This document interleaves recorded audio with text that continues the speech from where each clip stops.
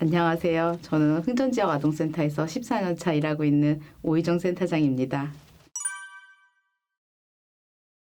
지역아동센터를 이용하는 애들은 방과 후에 보호가 필요한 아동들 아니면은 가정의 경제적 형편의 어려움을 인해서 그 다양한 교육적 서비스를 받기를 원하는 아이들 이 지역아동센터에 있고, 그리고 또래 친구들하고 함께 어울리고 싶은 아이들이 놀이도 하고 프로그램도 하기 위해서 센터를 등록하고 있습니다. 5가지 영역대로 아이들을 진행하는데 보호 프로그램, 문화 프로그램, 교육 프로그램, 그리고 정서 프로그램 이렇게 거기에 맞는 영역에 맞게 아이들을 돌보고 있는데 문화 프로그램 아이들이 가장 좋아하는 프로그램 중에 하나입니다.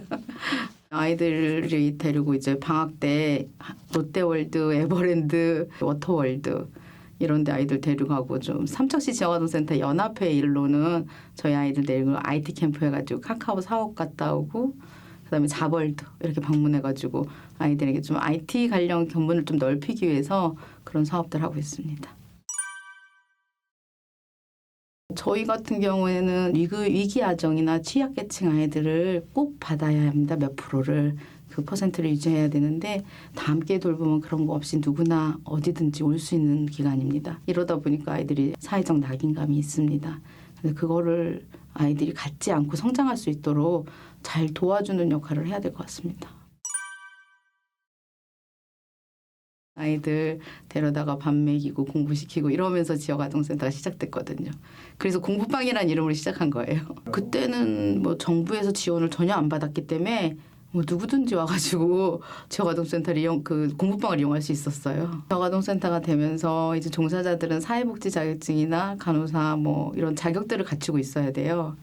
그리고 또한 저희가 30인 이상 시설은 선생님이 3명 이런 식으로 그 여러 가지 조건들을 맞춰줘야 되고, 그리고 지역아동센터가 생기면서 3년에 한 번씩 지역아동센터 평가를 합니다.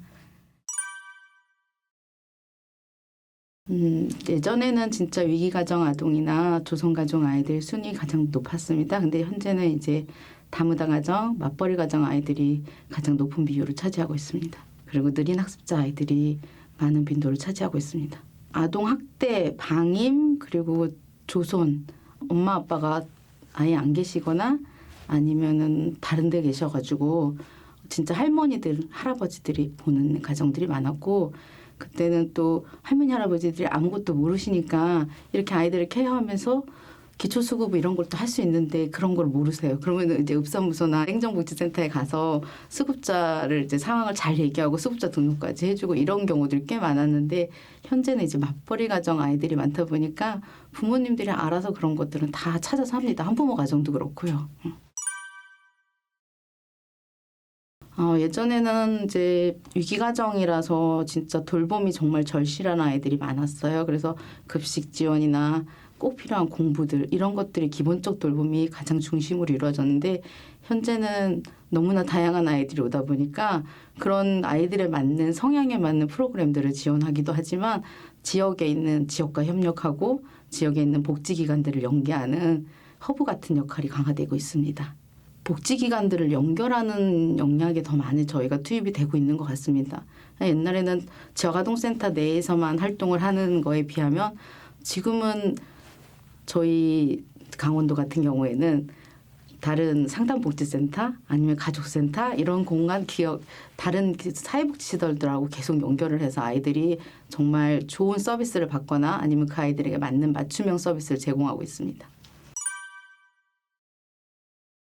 심리정서 지원 같은 경우에는 저희는 지역아동센터 아이들이 일단은 센터에 등록을 하면은 저희가 이제 일상생활을 잘 관찰합니다. 보통은 부모님들한테 이 얘기를 다 들은 후에 관찰하는데 부모님이 보시는 아니면 할머니, 할아버지가 보시는 아이야 우리가 보는 아이가 다르거든요. 학교도 그렇듯이 이제 그런 걸 보면서 이제 좀 얘가 좀 필요한 서비스가 상담이 필요하겠다 싶으면은 그 상담복지센터와 연계해서 개별 상담, 보호자 상담까지 저희가 연계합니다.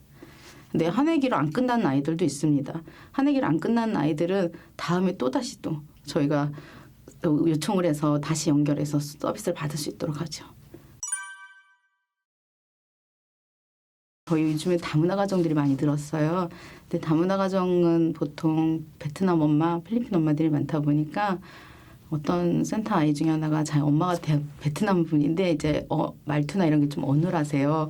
그러다 보니까 우리 엄마 베트남 사람 아니라고 이렇게 얘기를 하는 거예요, 아이가. 그래서 이게 좀 계속 그런 얘기를 좀 자주 해가지고 이게 좀 의아하다 생각을 해서 부모 상담을 좀 이제 같이 요청을 드렸더니 아이가 이제 결국엔 알고 봤더니 아버님이 엄마한테 베트남어를 쓰지 말라는 거예요. 아이들 교육 문제 때문에. 그래서 엄마는 어눌한 한국어로 얘기를 하는데 대화가 안 되는 거예요, 아이하고요.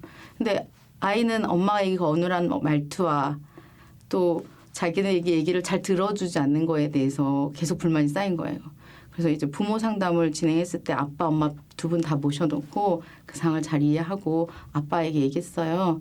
엄마가 베트남어를 쓸 수 있게 아이들이 가르칠 수 있도록 조금 열어달라 그랬더니 아버님이 가능하다 하시더라고요. 그래서 아이에게 베트남어를 가르치기 시작하시면서 아이가 우리 엄마가 이렇게 잘하는 게 있구나라는 걸 느끼면서 관계가 회복되기 시작했어요. 상담복지센터에 상담 선생님이 직접 오셔서 아이도 상담하시고 그리고 보호자 상담도 하시고 그리고 그 아이는 이제 엄마하고의 이제 관계에서 베트남어로 배우기도 했지만 아이가 학습이 떨어지거든요. 엄마가 그 베트남어 하다 보니까 그 아이의 학습을 위해서 대학생 멘토링을 저희 같이 했어요. 그랬더니 학습도 올라가고.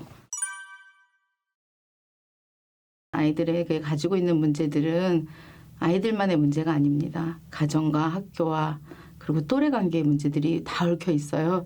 그래서 이 문제들을 해결하기 위해서는 저희가 학교 그리고 유관기관과 시청 등 이런 기관들이 돌봄 협의체를 만들어서 아이들을 위한 서비스를 제공해야 된다고 생각합니다. 지금 우리가 앞으로 나아갈 과제는 저희 지역아동센터 아이들이 지금 사회적 인식으로 취약 아이들, 좀 어려운 아이들이 다닌다 생각하시지만 요즘에는 돌봄이 국가가 책임지겠다는 그런 일념으로 많은 아이들이 지역아동센터를 이용하고 있거든요. 맞벌이 저소득 일반 아동도요.